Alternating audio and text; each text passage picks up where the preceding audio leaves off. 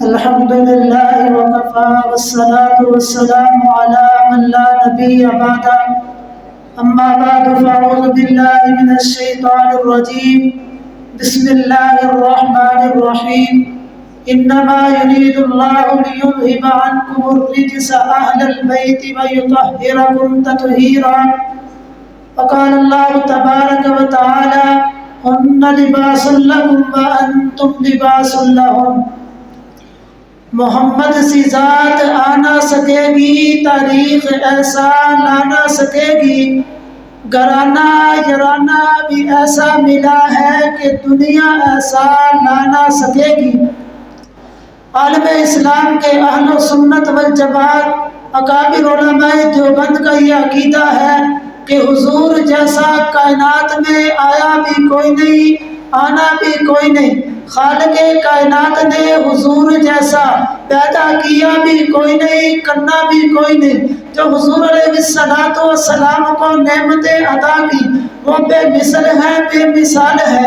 حضور علیہ السلام کو صحابہ ملے وہ بھی بے مثل ہے، بے مثال ہے۔ حضور علیہ السلام کو گھر والے ملے ہیں وہ بھی بے مثل، بے مثال ہے۔ صحابہ کو چھوڑے پھر بھی دین مکمل نہیں ہوتا، اہل بیت کو چھوڑے پھر بھی دین مکمل نہیں ہوتا۔ صحابہ بھی ہمارے ایمان کا حصہ ہے، اہل بیت بھی ہمارے ایمان کا حصہ ہے۔ سب سے پہلے جو عالم اسلام کی عظیم جنگ بدر ہوئی اس میں صحابہ اکرام کی تعداد 313 ہے اور مد مقابل آنے والے مشرکوں کی تعداد 1000 ہے۔ قرآن میں آتا ہے کہ صحابہ کی مدد و نصرت کے لیے اللہ نے 1000 فرشتے بھیجے۔ دوسری آیت میں آتا ہے کہ 3000 فرشتے اللہ نے صحابہ کے دفاع کے لیے بھیجے ہیں۔ پھر تیسری آیت میں آتا ہے کہ 5000 فرشتے صحابہ کا دفاع کرنے کے لیے بدر کے میدان میں اترے ہیں۔ سوال اٹھتا ہے قوم سمود بھی ہلاک ہوئی ہے، قوم عاد بھی ہلاک ہوئی ہے، ان کو ہلاک کرنے کے لیے اللہ ایک فرشتہ بھیجتا ہے یا 2 فرشتے بھیجتا ہے، لیکن ان صحابہ کا دفاع کرنے کے لیے، ان کی حفاظت کے لیے اللہ نے 5000 فرشتے بدر کے میدان میں کیوں بھیجے ہیں؟ اس سے پتہ چلتا ہے کہ حضور علیہ السلام کی زندگی کا نمونہ، حضور علیہ السلام کی زندگی کا سرمایہ یہ صحابہ کرام بڑے ہی قیمتی تھے کہ رب کو بدر کے میدان میں 5000 فرشتے بھیجنے پڑے۔ ادھر کفار کا لشکر ہے، ادھر صحابہ کرام کھڑے ہیں، کفار کے پاس بڑے قیمتی جھنڈے ہیں۔ صحابہ کرام نے حضور علیہ السلام سے عرض کیا کہ یا رسول اللہ ہمارے پاس بھی کوئی جھنڈا ہونا چاہیے، ہمارے پاس بھی کوئی نشانی ہونی چاہیے۔ حضور علیہ السلام نے جناب علی المرتضیٰ شیر خدا رضی اللہ تعالیٰ عنہ کو بلایا اور ان سے فرمایا جاؤ اپنی ماں عائشہ کا دوپٹہ لے کر آ جاؤ۔ حضرت علی المرتضیٰ اما عائشہ صدیقہ حفیفہ عتیقہ رضی اللہ تعالیٰ عنہ کا دوپٹہ لے کر بدر کے میدان میں آ جاتے ہیں۔ حضور علیہ السلام صحابہ کے ہاتھوں میں امی کا دوپٹہ تھما دیتے ہیں اور امت کے لوگوں کو سبق دیتے ہیں، اور جھنڈا اس جماعت کی عزت ہوتا ہے، جھنڈا جماعت کی آبرو ہوتا ہے، جھنڈے کی فتح جماعت کی فتح ہوتی ہے، پرچم کا گر جانا جماعت کا گر جانا ہوتا ہے۔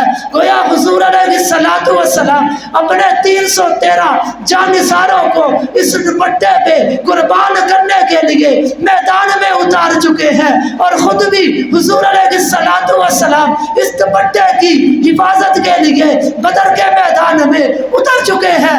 اور اگر اسے بطور لالم کے دیکھا جائے تو یہ اسلام کی عزت ہے، اور اگر اسے بطور لباس کے دیکھا جائے خدا کی قسم یہ پیغمبر اسلام کی عزت ہے، کیونکہ قرآن نے ہمیں بتایا ہن ہن لباس لکم وانتم لباس لہن، بیویاں تمہارا لباس ہے، تم بیویوں کا لباس ہو۔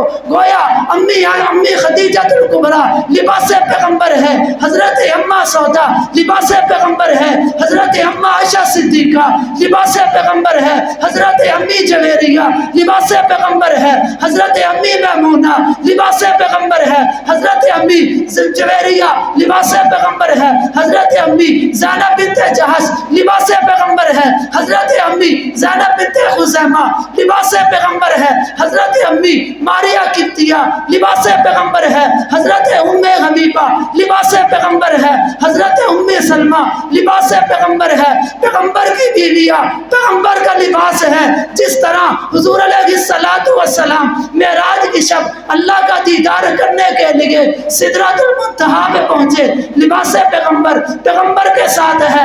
حضور علیہ السلام بیت المعمور میں پہنچے، تب بھی حضور کا لباس حضور کے ساتھ ہے، یہاں تک کہ خالق کائنات کا اپنی آنکھوں سے دیدار کیا، تب بھی لباس پیغمبر کے ساتھ ہے۔ نتیجہ کیا نکلا کہ جہاں پیغمبر ہوتا ہے وہی لباس ہوتا ہے۔ لباس پیغمبر جیسا نہیں، لباس پیغمبر جیسا ہو سکتا بھی نہیں، لیکن جہاں پیغمبر ہوتا ہے وہی لباس ہوتا ہے۔ گویا جنت کے جس مقام میں حضور علیہ السلام ہوں گے، اسی مقام پر میری اور آپ کی مائیں ازواج مطہرات ہوں گی۔